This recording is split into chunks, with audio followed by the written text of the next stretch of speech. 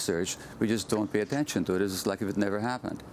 You talk about emotions like anger, sharing with our immune system the same role of defending our boundaries, saying when we repress emotions, we may also repress our immune defenses. How does that play out in various diseases?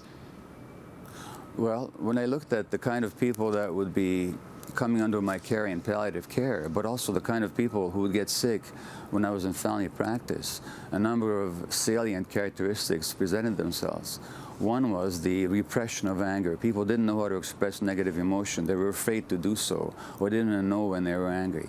People were pleasers. They tried to always not to disappoint other people. They never knew how to say no. They took on everything without a murmur because they saw their role as always being the caregivers and the caretakers. And they had an exceedingly powerful sense of duty, role, and responsibility. Now, if you look at the role of healthy assertion of boundaries and anger, for example, it's actually there to protect you. I'm talking about healthy anger. It's not there to attack anybody, it's just there to protect your boundaries. That's the same role as the immune system have. The immune system also functions like a brain. It has memory, it has reactive capacity, and it has learning capacity. In fact, the immune system has been called the floating brain, and it's an interaction with the brain up in our heads. Now, women, for example, with breast cancer who don't know how to express anger, they've been shown to have diminished activity of a group of immune cells called natural killer cells. Natural killer cells attack foreign bacteria, virus, and also malignant cells. In other words, they protect our boundaries.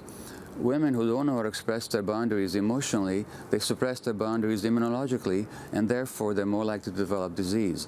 The same is true, of course, of men.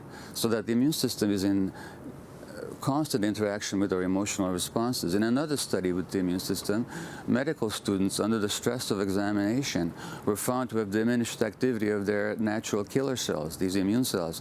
But those students who were emotionally isolated were most likely to have diminished activity of their immune system. In other words, another fact that's important is our relationship with other people. And the Los Angeles UCLA psychiatrist, Dr. Daniel Siegel, has coined the phrase interpersonal neurobiology to indicate that our biology of our brains, but indeed of our whole bodies, is in interaction with our personal relationships. So how we express ourselves in those relationships, or how we suppress ourselves, has a lot to do with our health.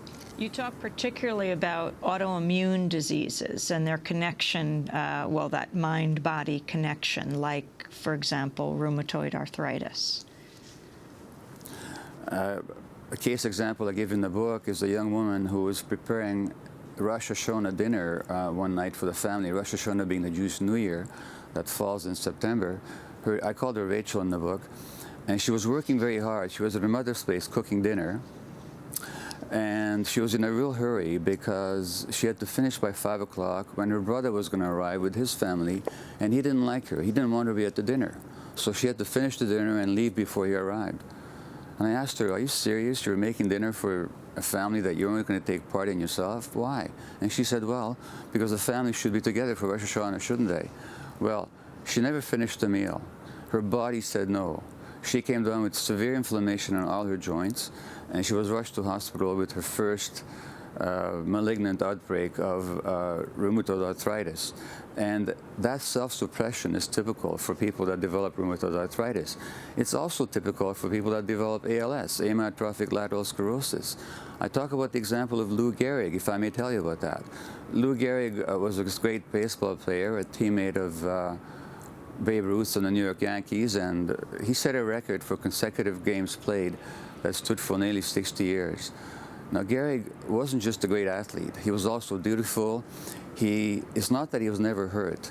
At one point, his hands were x-rayed. It turns out his fingers had been fractured 17 separate times, and his teammates described him as grimacing like a maddened monkey in agony when he fielded the ball. But he never took himself out of a game because he was too dutiful to his own self-image and also to the fans and to the owners. Now, that sense of responsibility and not looking after yourself is totally typical of everybody who develops ALS. And it goes back to their childhoods because just like with the woman with rheumatoid arthritis, she was a failure the moment she was born because her mother conceived her to keep the marriage together with the father. The marriage broke up, and she never had the feeling that she was accepted and liked for who she was.